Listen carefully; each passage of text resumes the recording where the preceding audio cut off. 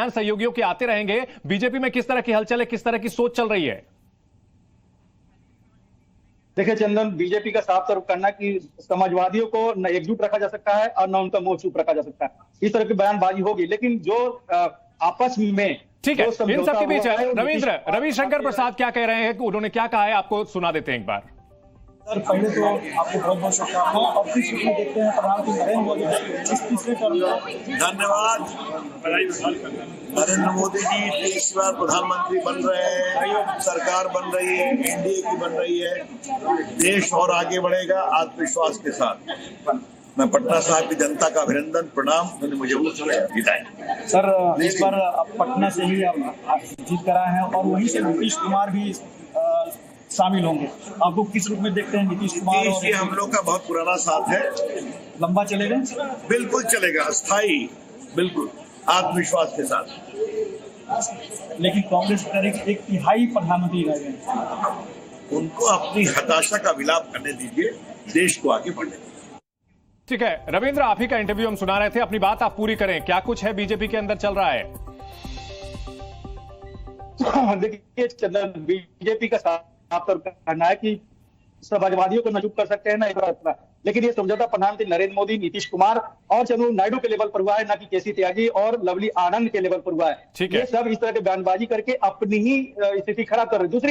दूसरी बात एक चीज और है, इतिहास रहा है कि चंद्रबाबू नायडू किसी भी गठबंधन में रहो एनडीए के साथ, वो लास्ट के जब आखिरी जो 2-3 महीना होता है उसके पहले नहीं छोड़ते हैं एनडीए को। लेकिन नीतीश कुमार जब भी रहे हैं तो उनके पार्टी के लोग इस तरह के बयानबाजी करते रहे। लेकिन ये गठबंधन चलेगा क्योंकि 12 सांसदों का बहुत ज्यादा अहम रोल तो है, लेकिन सब कुछ नहीं है। ठीक है, क्या ये रणनीति है राहुल मिश्रा, क्या ये रणनीति है कि एक तरफ केंद्रीय जो नेतृत्व है, जैसे जेडीयू का जो टॉप लीडरशिप है, वो ये कहे कि भाई हम सब कुछ ठीक है, और जो नीचे स्तर के नेता हैं वो इस तरह के बयान देते रहे। इन सबके बीच हम तस्वीरें दिखा रहे हैं, नीतीश कुमार निकल रहे हैं अपने घर से, संसदीय दल की बैठक अब से थोड़ी देर पहले खत्म हुई है और नीतीश कुमार यहां से निकल रहे हैं। कुछ कहेंगे क्या, देखते हैं। नीतीश जी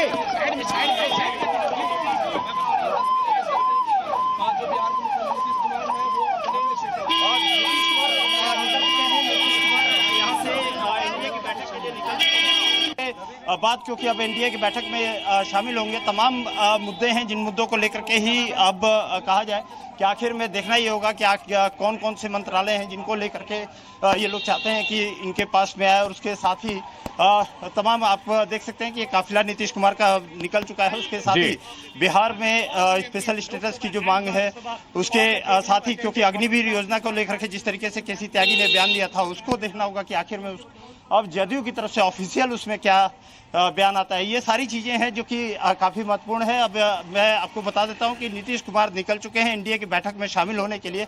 नीतीश कुमार निकल चुके हैं। बिल्कुल, रवि हमारे साथ बने हुए हैं। रवि, हम सुन रहे थे कि भाई नीतीश कुमार ने अपने संसदीय दल की बैठक में संदेश दिया है कि कोई भी फालतू नहीं बोलेगा, लेकिन दूसरे नेता जो है बाहर आकर के अपने मन की बात कर रहे हैं। क्या ये कोई स्ट्रेटजी रहती है? राजनीति में कहते हैं हाथी के दांत दिखाने के कुछ और होते हैं, खाने के कुछ और होते हैं। और आप गौर कीजिए, कल केसी त्यागी ने अपने घर पर वो बयान नहीं दिया था जिस बयान को लेकर कल दिन भर हंगामा मचा रहा अग्निवीर स्कीम को लेकर। नीतीश कुमार के घर से उनसे मिलकर निकलने के बाद ये बयान दिया था।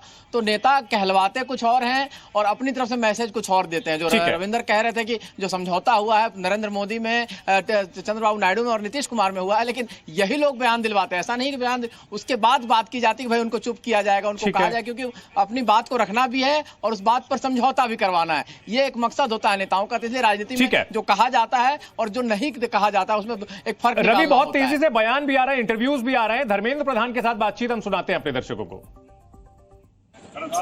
धर्मेंद्र प्रधान जी से बात करते हैं। धर्मेंद्र जी, एक तो पहले आपको लोकसभा जीतने के लिए बहुत बहुत बधाई, बहुत बहुत शुभकामनाएं आगे के लिए भी। बहुत धन्यवाद। प्रदेश की लोगों ने प्रधानमंत्री मोदी जी के ऊपर खूब भरोसा जताई है और महाप्रभु जगन्नाथ जी के भी आशीर्वाद भरपूर रहा है। सर, विधानसभा में पहली बार बीजेपी अपने दम पर सरकार बनाने जा रही है, इस रूप में देखते इस भव्य जी। ये प्रधानमंत्री जी ने उड़ीसा की जनता को विनती किया था एक बार बीजेपी को सेवा करने का अवसर दिया जाए। प्रदेश की जनता ने उसकी सम्मान किया है और बीजेपी का पहला सरकार बनने जा रही है। आखिरी सवाल है सर, तीसरे टर्म को आप किस रूप में देख रहे हैं? थोड़ी सी मुश्किलें होंगी, चुनौतियाँ होंगी? अच्छा और अच्छे काम। बात करते हैं बीजेपी के राष्ट्रीय महासचिव तरुण चुग जी से। आज प्रधानमंत्री का तीसरी बार एनडीए के नेता चले जाएंगे सेंट्रल हॉल में, अब से थोड़ी देर बाद क्या करेंगे? बहुत हर्ष का दिन है। 6 दशक बाद देश की जनता ने किसी नेता को, किसी सरकार को तीसरी बार देश चलाने का मौका दिया है, आशीर्वाद दिया है। और देश की जनता का आशीर्वाद आज यहाँ पर एनडीए को, जहाँ गठबंधन, हमारे गठबंधन को बहुमत मिला है, वहीं हमारे यहाँ पर आज सभी मिलकर देश के लिए एक नेता, देश के लिए प्रधानमंत्री जी को चुनेंगे। और ये एक हर्ष का दिन है, ये जनता के मिले आशीर्वाद का आज यहाँ दिन है। और बहुत देश के आशीर्वाद के लिए बहुत बहुत धन्यवाद। कब तक शपथ की संभावना है? जल्दी शपथ ग्रहण होगा। लोगों ने जो आशीर्वाद मोदी जी को दिया है, वो आशीर्वाद देश चलाने का है और देश चलाएंगे, बढ़िया देश चलाएंगे। रविंद्र कुमार, जी मीडिया, दिल्ली। तो एनडीए संसदीय दल की बैठक अब से थोड़ी देर में शुरू होने वाली है। हर अपडेट हम आपको जी पर दिखाते रहेंगे। आप बने रहिए जी न्यूज के साथ। जी न्यूज। अब डबल एम रिब्स के साथ गैलेंट एडवांस टीएमटी रीबार्स, निर्माण का रियल